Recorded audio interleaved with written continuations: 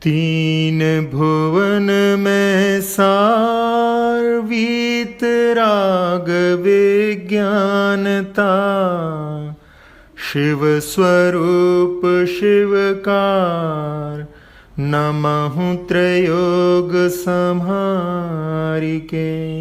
पुण्य पाप में हर्ष विषाद का निषेध।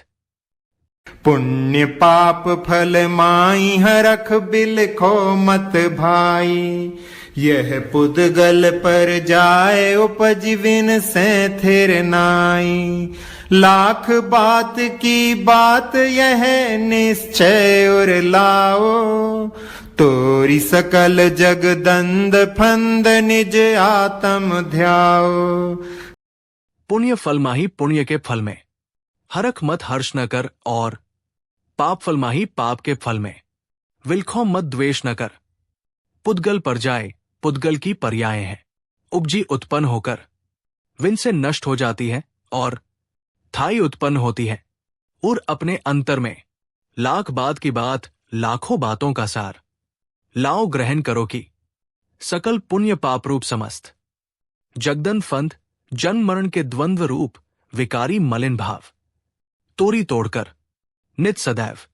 आत्महितैषी जीव का ये कर्तव्य है कि वो पुण्य के फल धन पुत्रादि की प्राप्ति में हर्ष नहीं करे, और पाप के फल रोगवियोग आदि होने पर विषाद नहीं करे, क्योंकि ये पुण्य पाप पुदगल की पर्याय हैं।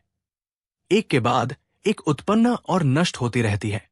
समस्त उपदेश का सार यही है कि शुभाशुभ भाव वो संसार है, इसलिए उसकी रुचि छोड़कर स्वोन्मुख होकर निश्चय सम्यक दर्शन ज्ञान पूर्वक निज आत्मस्वरूप में एकाग्र होना चाहिए।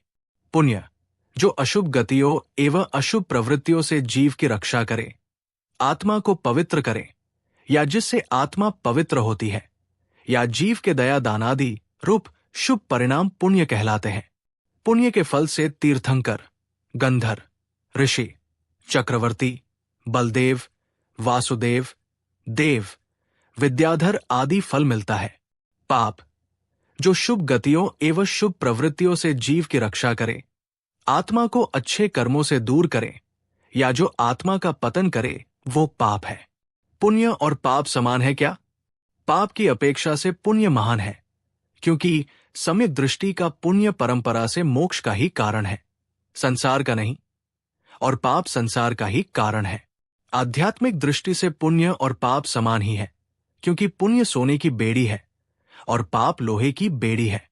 समझदार लोगों का कहना सत्य है, सभी समझते हैं, और हम भी समझते हैं कि संसार की कोई धन, धान्य, संपदा इस जीव के साथ जाने वाली नहीं है, और विषयवासना रूप महान चाह को रोकने के लिए सम्यक ज्ञान ही एकमात्र उपाय है।